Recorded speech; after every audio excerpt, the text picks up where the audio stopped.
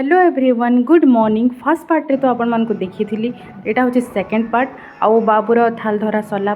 आम बाहर बाबू की रेडी करी नेक्स्ट कार्यक्रम रोसानी करवार लगी आउ रोसानी होचे व्रतर बेस्ट पार्ट जेनटा कि बहुत इंटरेस्टिंग लगसी इन पिला दौड़ीसी है आउ ताके जदि मामू मैंने छेकी नहीं पारे बोले से आगे जदि पलाबा ताहले कहसन कि पिला और रिटर्न नहीं आसे से ब्रह्मचारी हो जाएसी बहुत दर्शन लगी और कैसे इतनी सोना रुपया अलंकार छीनो तो लाख लाख